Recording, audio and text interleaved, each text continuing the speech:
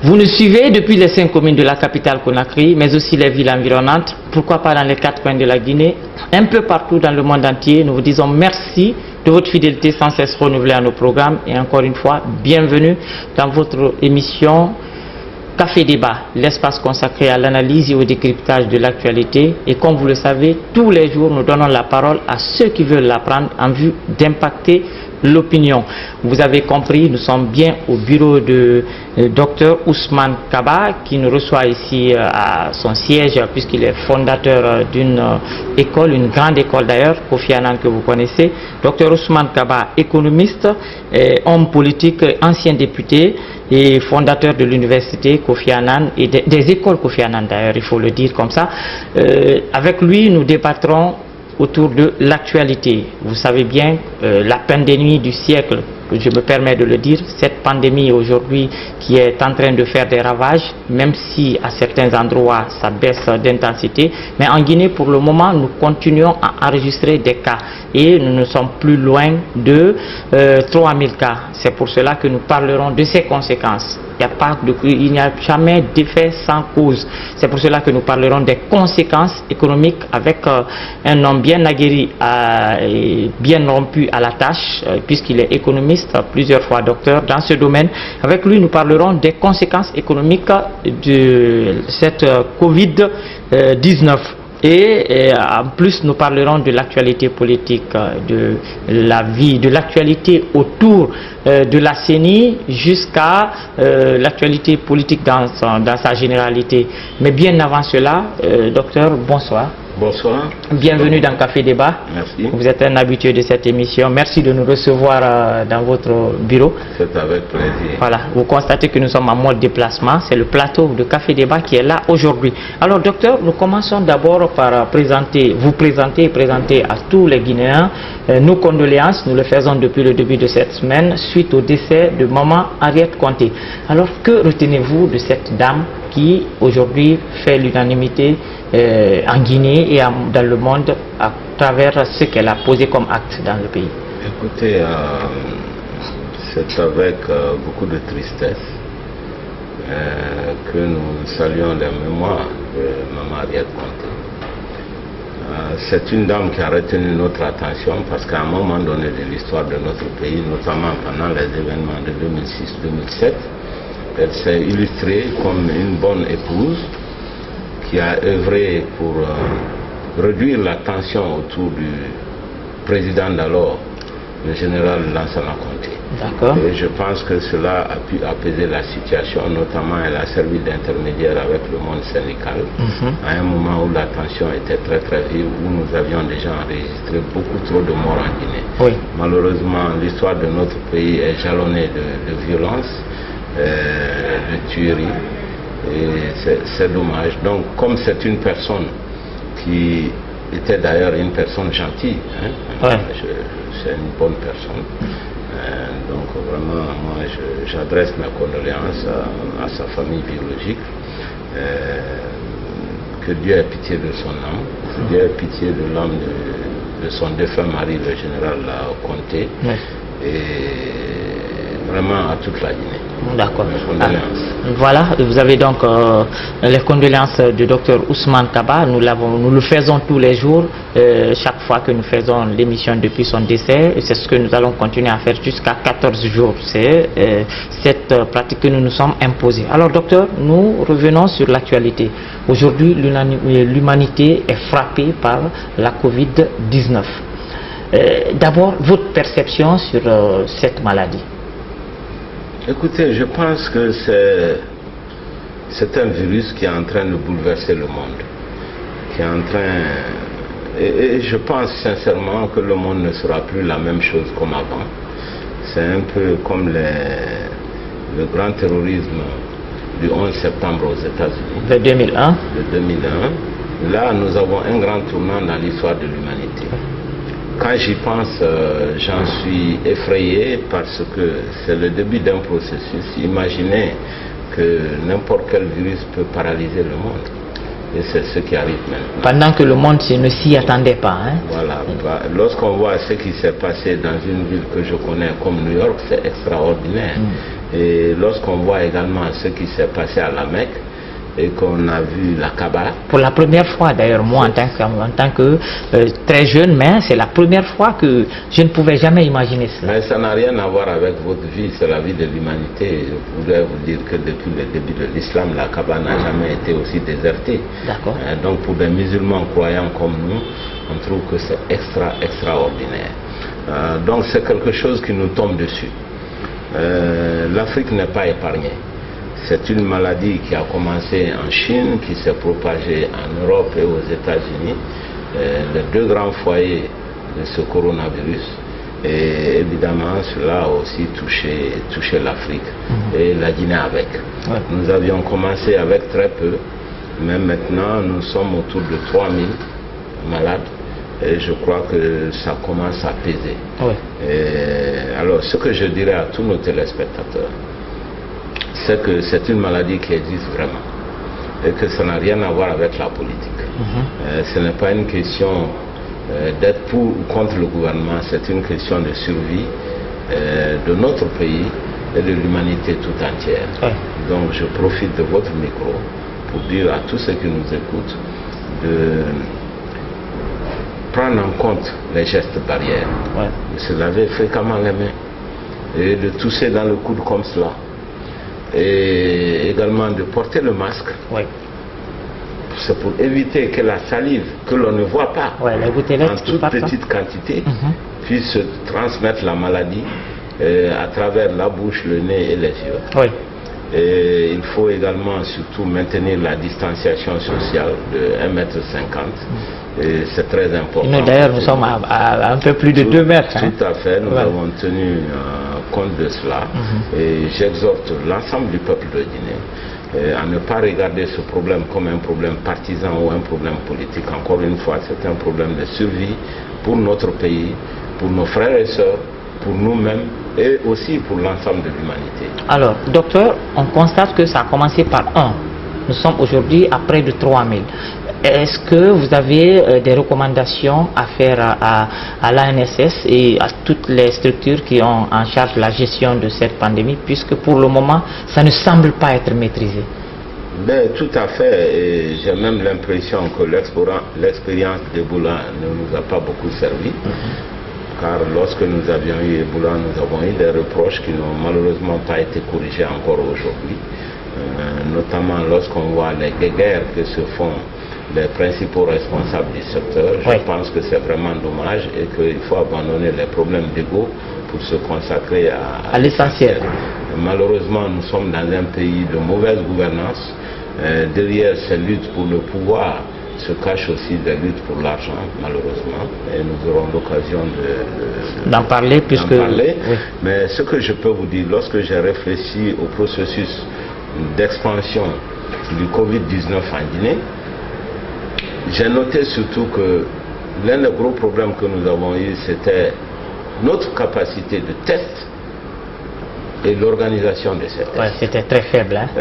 Voilà, parce que nous avions très peu de capacité pour tester les gens et dire s'ils ont le Covid-19 ou pas, s'ils sont atteints de coronavirus ou pas. Et en plus, même les gens que nous testons, ça prend trop de temps pour avoir les résultats. Ouais. Il se trouve que les personnes ne sont pas bien enregistrées, bien localisées.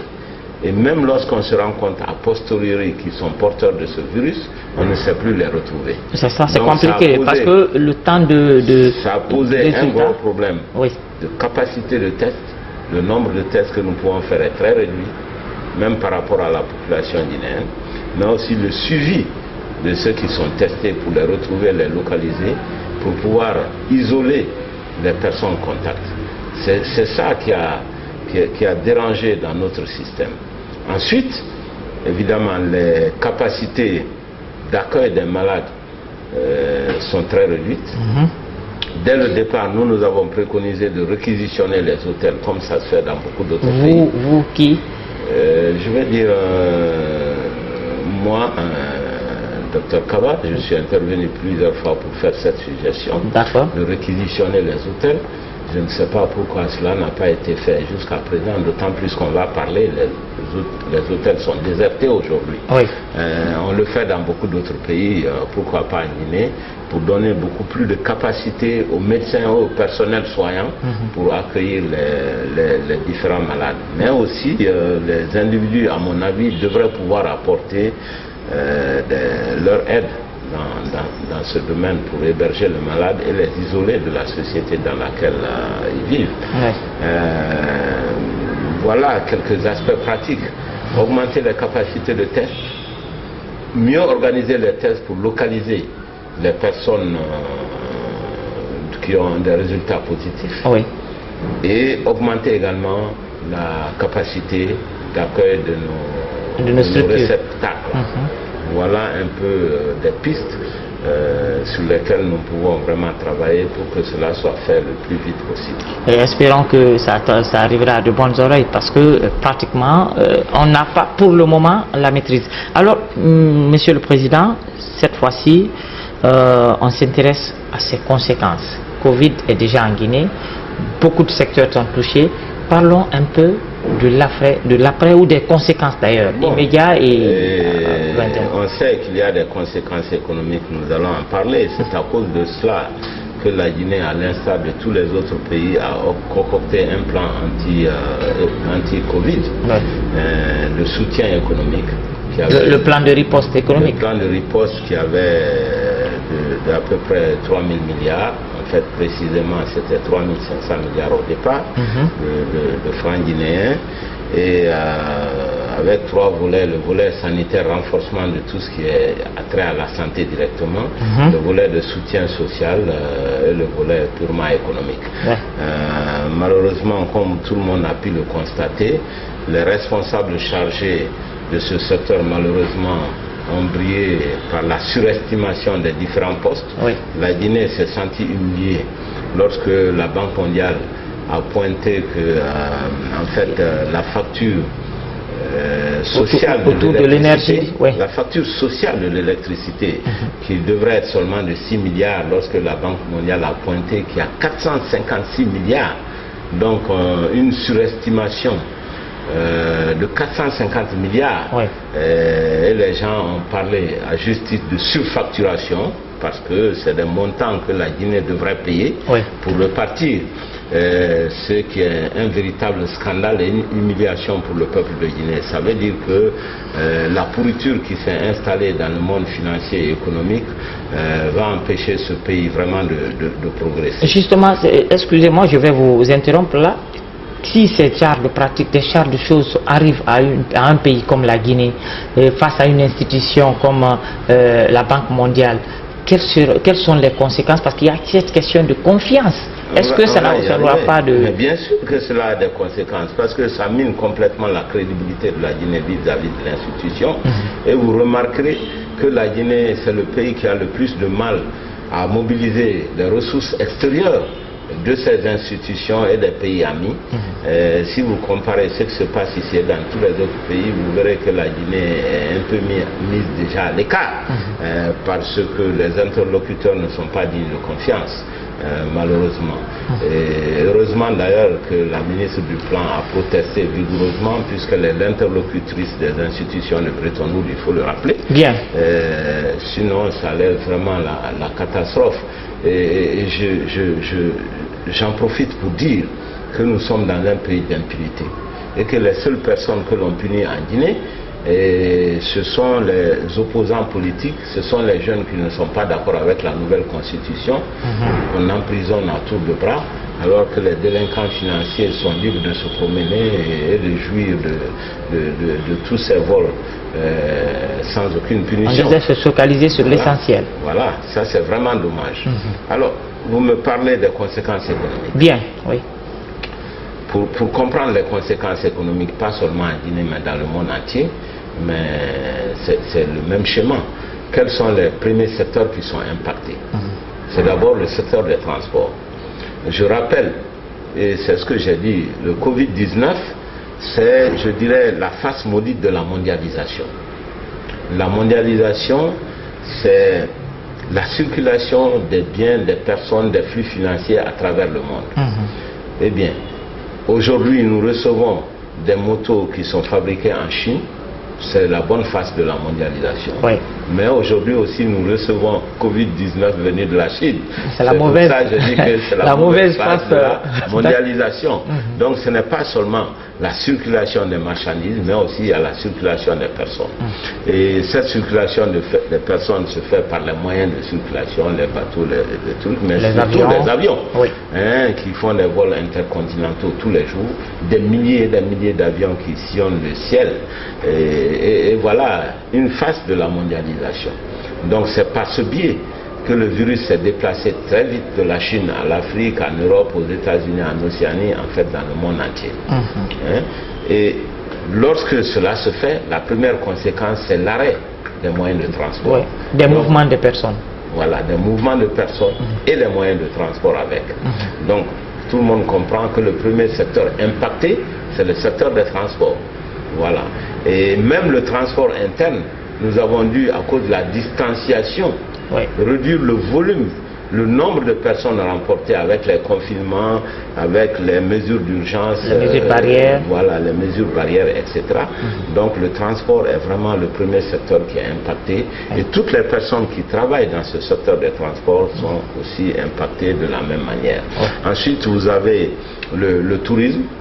Les hôtels sont vides, évidemment. S'il n'y a pas de transport, il n'y a pas de clients dans les hôtels, puisque en ce qui concerne surtout chez nous, les Guinéens ne vont pas à l'hôtel, c'est les étrangers qui y vont. Absolument. Dans un pays comme la Guinée, c'est directement lié au tourisme à l'international, que ce soit le tourisme des vacances ou le tourisme d'affaires. Les hôtels sont directement impactés avec tous les travailleurs qui sont avec. En chômage technique pratiquement. Voilà, en chômage technique pratiquement. Troisième secteur aussi très impacté, c'est le secteur agricole. Alors le secteur agricole, il y a des conséquences qui sont doubles. D'abord, la mobilité des personnes qui font l'agriculture déjà, il y a un problème. La mobilité des intrants agricoles, c'est le transport. Il y a un problème. Et aussi, le transport, il joue un rôle. Et surtout, il faut reconnaître. Je vous donne un exemple terre à terre. Lorsque la ville de Conakry est coupée du reste de la Guinée, parce que c'est un foyer important de Covid-19, mais en même temps, il faut comprendre que c'est un marché, c'est un débouché pour la production agricole de toutes les régions de l'intérieur. Les fruits qui viennent de Kilia, par exemple, ou bien la pomme de terre qui vient de Fouta, qui ne peut plus rentrer à Conakry parce que le marché de Conakry devient fermé. Alors, ça veut dire que toutes ces personnes qui prennent ces produits agricoles pour les envoyer dans la capitale, tous les agriculteurs qui sont derrière, tous les services qui sont derrière, sans compter les moyens de transport qui ont l'habitude de transporter cela à Conakry, donc toute la chaîne est impactée et l'agriculture avec évidemment. Donc c'est des conséquences très importantes dans le domaine agricole et vous savez que l'agriculture, le monde rural absorbe à peu près 60%, je dirais même les 2/3 de la population guinéenne. Donc ça veut dire que l'impact est déjà très visible. On n'a vraiment pas besoin d'être un expert pour voir tout de suite les conséquences sur le monde rural qui est coupé de ses principaux débouchés. Et ceux qui d'ailleurs, même très loin, vers la frontière, ont l'habitude d'exporter dans les pays limitrophes, comme envoyer le café et cacao, etc. de la zone forestière en Côte d'Ivoire, ou envoyer des productions de la Haute-Guinée au Mali, ou bien envoyer des productions de Fouta au Sénégal, eh bien, tout cela, évidemment, prend un coup très dur, parce que les frontières sont déjà fermées. Mais il y a l'autre aspect aussi, docteur, c'est que la Guinée ne produit pas seulement, mais la Guinée importe beaucoup. Il y a cet aspect aussi, un pays comme la Guinée. Quand on parle de l'impact agricole, voyons déjà ce que nous les Guinéens nous produisons pour consommer chez nous et pour exporter. Voilà. Quand on ferme le pays aux importations, par exemple, de riz qui viennent du Pakistan, eh bien, ceux qui sont impactés, c'est les paysans Bangladesh et pakistanais tout de suite. Voilà. Donc c'est vraiment la bonne manière de se poser la question quelles sont les conséquences sur la production agricole dans notre pays. D'accord. Sur la commercialisation. Parce que lorsque la commercialisation est empêchée, par derrière, la production subit le contre-coup. Oui, prend un coup d'un coup. Oui, et nous commençons là la saison pluvieuse. Vous savez, moi je suis agriculteur, je suis très au courant. Ça, je ne savais pas. Donc ça veut dire que vous portez plusieurs casquettes. Mais le côté agricole, est-ce que beaucoup de Guinéens savent? Un grand agriculteur et un grand planteur. J'ai près de 300 hectares de plantation à Kisulu, plus de 100 hectares de plantation à Kankan. Et qu'est-ce que vous produisez? Bon, écoutez, à Kankan, c'est le mangue, l'anacarde. Vers Kisulu, c'est le café, le cacao, surtout l'huile de palme et même l'EVA. Bon, les bananes. Vous en savez suffisamment, hein? Voilà. Donc c'est le début de la saison pluvieuse pour nous les agriculteurs. Et ça étonne beaucoup de monde, mais ça fait beaucoup d'années que je m'investis dans l'agriculture, plus de 20 ans. Voilà, ça c'est une nouvelle information que nous n'avions pas. Donc moi je sens l'impact sur le monde agricole parce que j'en fais partie. Vous êtes un acteur. Voilà, alors, docteur, on va, parce qu'on vient... Mais ce n'est pas tout. Le secteur minier aussi est impacté. Le secteur industriel aussi. Le secteur minier, si le secteur industriel est un peu embryonnaire. Voilà, parce que cette question, je me pose un peu, comment un pays comme la Guinée par exemple peut être impacté dans la mesure où on voit toujours le secteur minier en train de travailler. Écoutez, quand tu veux comprendre ça, il faut comprendre le marché, les débouchés. Nous exportons l'or, nous exportons la bauxite, etc. Mais il se trouve qu'aujourd'hui, ces produits bauxite, or, diamant, etc., ont un marché beaucoup plus porteur malgré le Covid-19. C'est l'une des raisons d'ailleurs pourquoi la Banque mondiale, dans ses prévisions, a dit que la Guinée fait partie des pays qui peuvent le plus résister sur le plan économique. C'est dû simplement parce que les marchés d'exportation des produits miniers ne se sont pas effondrés pour le moment. Pour le moment, oui. Il faut être prudent. C'est pour le moment. Donc ça pourrait s'effondrer. Mais bien sûr, parce que ce que les gens ne savent pas souvent, c'est que c'est des contrats à terme. C'est des contrats à terme, c'est-à-dire que c'est des contrats pour 3 mois, 6 mois, 12 mois, etc. Mais c'est évident que si ceux qui utilisent ces débouchés ne travaillent pas, c'est les stocks qui vont gonfler jusqu'à un certain niveau et après le terme, 3 mois, 6 mois sur lequel, ou 1 an sur lequel le contrat est signé, évidemment, ça va faire baisser, chuter les prix, parce qu'il n'y aura pas à ce moment de débouchés, ils auront déjà suffisamment stocké. Donc tout dépend aussi de l'évolution des usines qui utilisent la production de bauxite de la Guinée pour faire de l'alumine et ensuite à l'international, de l'aluminium à l'international.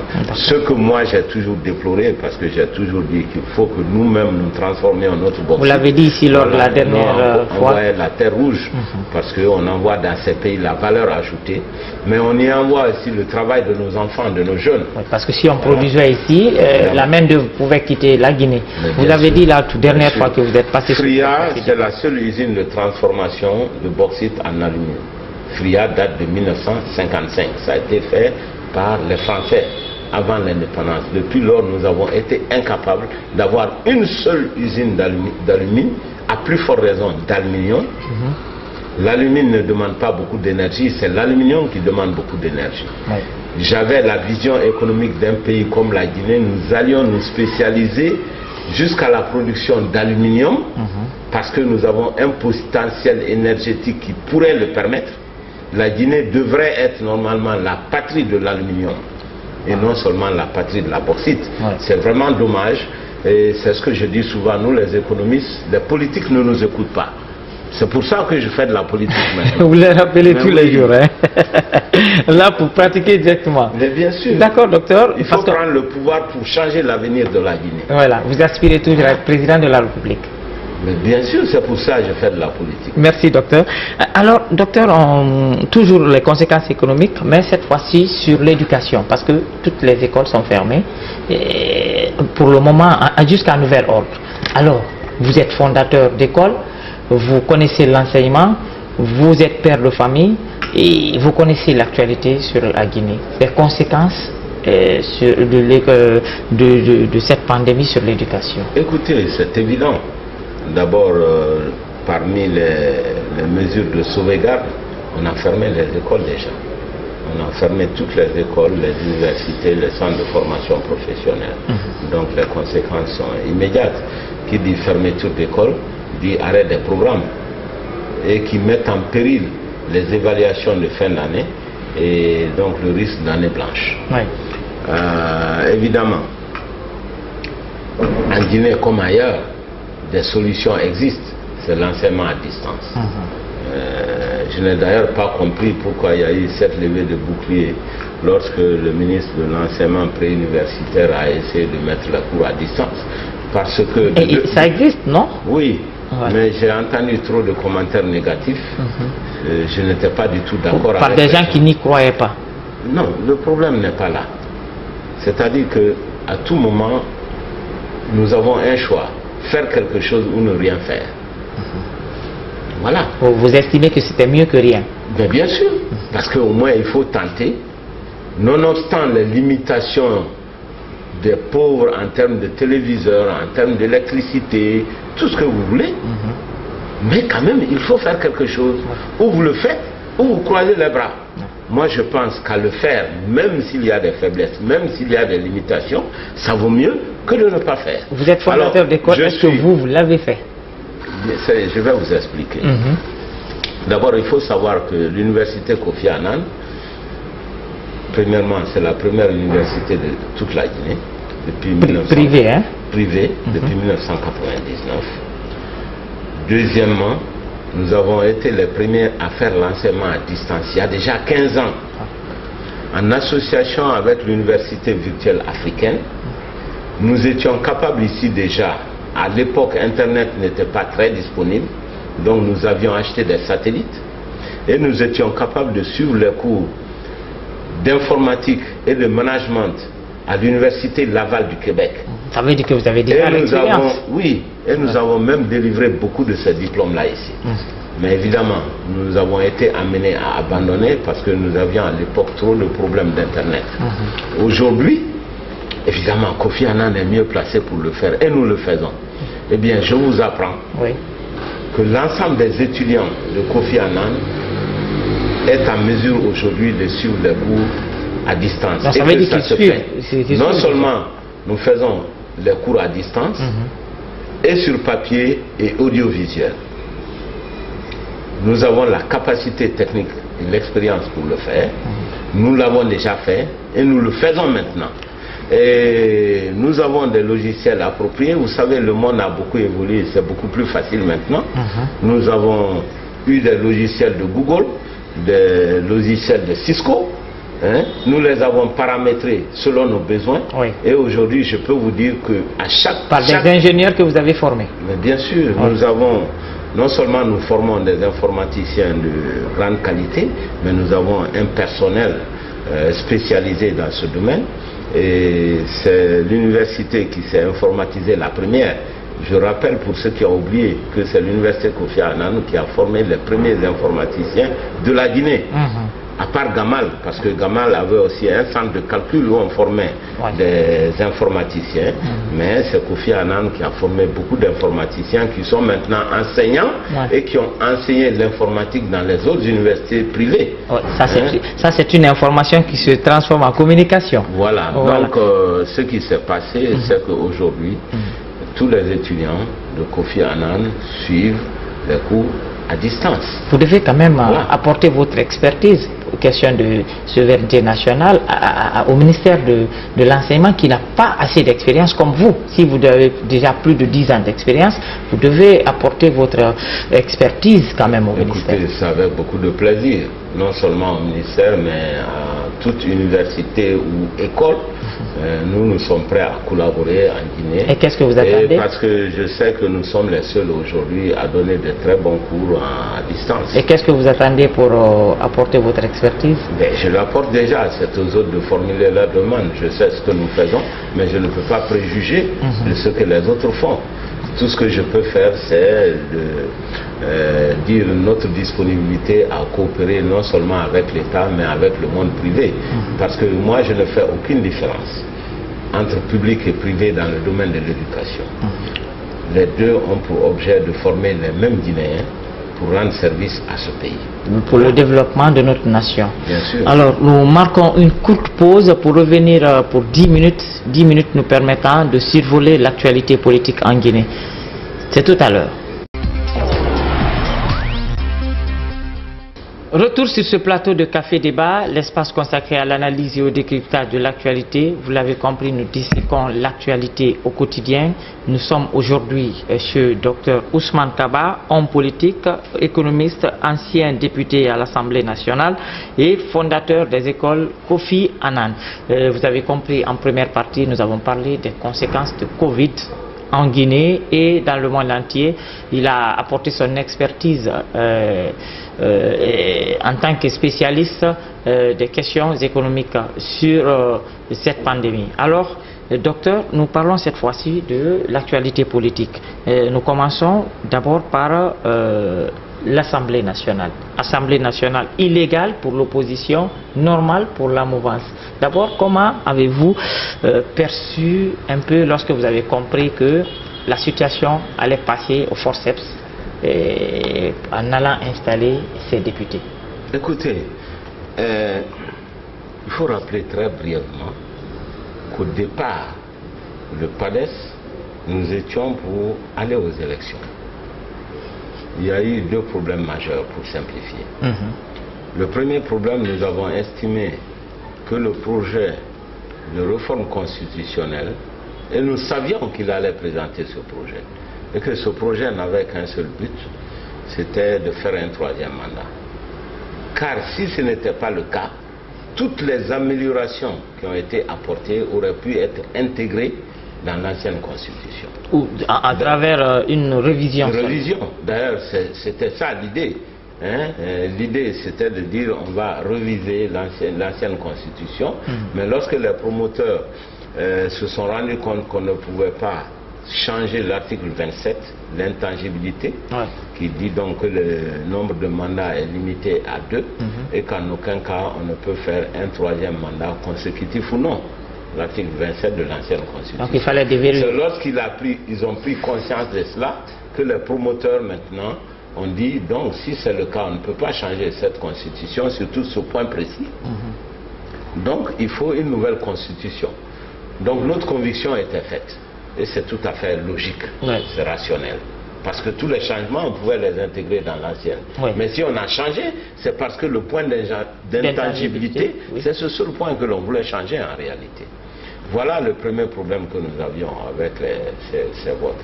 Deuxième problème, et les autres partis, tout le monde a insisté pour dire que le fichier était sale. Parce qu'il y avait plus de 2 millions de personnes qui n'auraient jamais dû y figurer. Les électeurs parce problématiques. Que ce sont des mineurs, parce que c'est des personnes décédées, etc., etc. Alors sur ce, nous avons dit dans le cadre du FNDC, ok, nous allons aller aux élections à condition que, et faites référence à la déclaration que nous avons faite à l'époque, parce que les gens changent tout.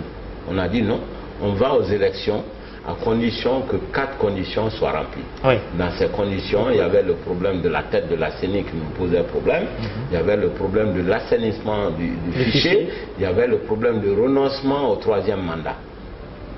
Voilà ce qui s'est passé. Alors, l'histoire est drôle, parce que les experts qui sont venus de la francophonie ont confirmé que le fichier est sale. Les experts de la CEDEAO ont confirmé que le fichier est sale. Le gouvernement lui-même et la CENI étaient d'accord que le fichier est sale parce qu'ils ont élagué de 2,5 millions. Ça veut dire que, a posteriori, c'est l'opposition qui avait raison. Mais en même temps, le président annonçant cela, nous dit, vous qui avez déserté la première fois, vous n'êtes plus autorisé à concourir. Et c'est là que finalement, le gouvernement a fermé la porte à l'opposition. Donc à partir de ce point précis, ce n'est plus l'opposition qui est partie, c'est le gouvernement qui a fermé la porte à l'opposition. Vous êtes bloqué à l'extérieur du processus. Oui, et vous savez, les Européens sont des gens très rationnels, c'est ce qu'eux, ils ont retenu. Donc ce ne sont pas des élections inclusives.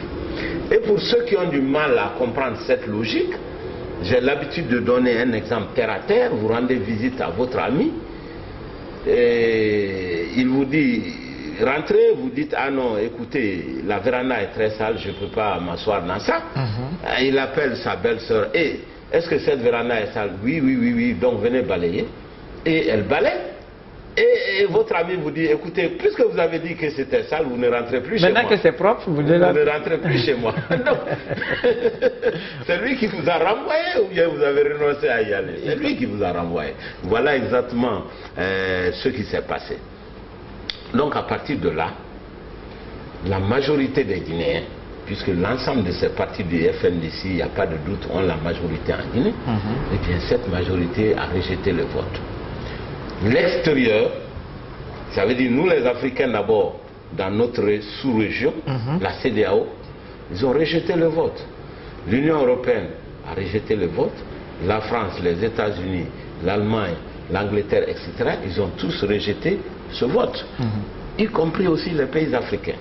Donc à partir de là, ça veut dire que le vote, les scrutins qui ont eu lieu ne sont pas reconnus, ni sur le plan national, ni sur le plan international. Conséquence, les institutions nées de ces élections deviennent illégitimes et ne peuvent pas être reconnues. Justement, est-ce que donc ça veut dire qu'on ne peut pas reconnaître cette Assemblée nationale. Justement, voilà. Ces députés qui sont là, est-ce que vous avez des informations autour de leur prochaine place à l'Assemblée de la CEDEAO? Est-ce qu'ils seront acceptés par la CEDEAO, puisque la CEDEAO, selon les informations, ne reconnaît pas cette Assemblée? Logiquement, non. Je dis bien, logiquement, non. Si nous sommes dans le domaine de la diplomatie et de la rationalité, la CEDEAO ne peut pas les accepter, puisque la CEDEAO n'a pas reconnu ces élections-là. Et elle a tout fait pour que ces élections n'aient pas lieu, mais il y a eu un forcing. Eh bien, ce forcing a des conséquences. Justement, c'est ces conséquences-là que je voulais dire. La première conséquence, d'abord, les institutions qui sont nées de ces élections forcées ne seront pas reconnues. Deuxièmement, cela précipite la Guinée vers l'isolement financier, diplomatique, économique et voilà. Justement, est-ce que cela n'a pas même commencé, docteur? Mais bien sûr, si vous êtes attentif, vous pouvez le savoir, parce que il y a des prémices. La Guinée est le pays qui a le moins reçu d'aide dans le cadre du Covid-19 déjà, sans compter le manque de crédibilité du gouvernement guinéen, lorsqu'il y a eu cette tentative de fraude. De la maladresse de oui, la tentative de fraude, c'est pas de la maladresse. Donc l'un dans l'autre, la Guinée, le gouvernement va être bientôt indexé, il ne va plus recevoir d'aide extérieure et les sanctions ciblées sont en préparation. On va interdire à certaines personnalités même de voyager, de geler les avoirs s'ils ont les avoirs, ce que je pense que c'est le cas, puisque quand on voit comment la Guinée s'enfonce dans la misère malgré toutes nos exploitations minières, ça veut dire qu'il y a des fuites de capitaux énormes de la Guinée. Voilà.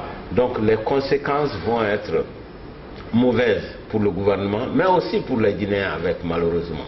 Vous savez, lorsqu'un pays est isolé sur le plan diplomatique, c'est-à-dire qu'on ne va pas être invité à des grandes conférences, etc., notre voix ne va plus porter. Sur le plan financier, les institutions vont commencer à nous sanctionner, les pays amis vont arrêter leur aide ou suspendre leur aide, etc. Donc on va avoir beaucoup de conséquences, malheureusement. D'accord. Alors, docteur, peut-être la dernière question, toujours la politique. Vous avez vu aujourd'hui ce bruit autour de la représentation ou du remplacement de Maître Salif Kébé. Quelle est votre lecture là-dessus? Écoutez, d'abord la personne qui a été choisie, je n'ai pas de problème, je pense que c'est une personne compétente, Mamadi Kaba Drouan. Compétent et sur le plan des élections et sur le plan juridique. Donc la question n'est pas là. La question c'est la neutralité. Et je le dis souvent parce que quand on pose des questions de principe, malheureusement les Guinéens nous envoient toujours au problème de personnes. Même l'Assemblée nationale, hein, qu'il y ait, comment il s'appelle, M. Damaro, c'est une personne capable. La question n'est pas là. La question c'est la légitimité de l'institution. Oui. Voilà. Et aussi à la CENI, la question que l'on pose, ce n'est plus une question de compétence, parce qu'il est compétent, M. Mamadi. C'est la question de neutralité. Le rôle de la CENI, c'est d'organiser les élections dans la plus grande neutralité possible. J'ai l'habitude de dire que lorsque l'arbitre d'un match de football supporte une équipe, alors ça ne va plus. Le match se termine dans la violence, n'est-ce pas? Si l'autre côté n'accepte pas ou ne se laisse pas faire. Mais bien sûr, ça ne marche pas. Si un arbitre se range du côté d'une équipe et que moindre des choses vous sifflez contre l'autre équipe, et quand tout le monde se rend compte, le match dégénère. C'est exactement la même chose dans la vie politique. Donc la CENI a un rôle crucial. Et je dis toujours au commissaire de la CENI, vous avez plus de 18 ans. Vous êtes responsable. Malheureusement, c'est les CENI en Afrique qui mettent le feu dans nos différents pays. Parce qu'ils s'alignent systématiquement derrière l'exécutif ou derrière le président de la République. Et ça fait des frustrations énormes. Et ça met en péril la paix et la stabilité dans nos pays. Voilà. Donc, vous me demandez, la personne choisie, je n'ai pas de problème personnel, il n'y a pas de problème sur sa qualification, mais nous souhaitons qu'il ait beaucoup plus de caractère que les présidents qui sont passés et qu'il soit neutre dans les élections à venir. Merci, Monsieur le Président. Je vous en prie. Malheureusement, on ne peut pas entrer dans les autres sujets puisque la télévision, c'est le temps. Café Débat adhère à ses principes. Nous reviendrons la prochaine fois pour d'autres sujets et les sujets non touchés sur ce point. Alors, merci, nous marquons pratiquement, nous marquons... Sori Kanya. Voilà, Kanya qui ne chante pas. Voilà, lorsque j'entends ton nom, je suis saisi du coup d'émotion parce que c'est un homme extraordinaire qui touchait l'âme de Guinée. Voilà. Et j'espère pouvoir faire comme mon homonyme. Et c'est en ces mots que nous rendons le plateau. Rendez-vous donc demain au compte d'un autre numéro. Mais d'ici là, prenez soin de vous. Merci et au revoir.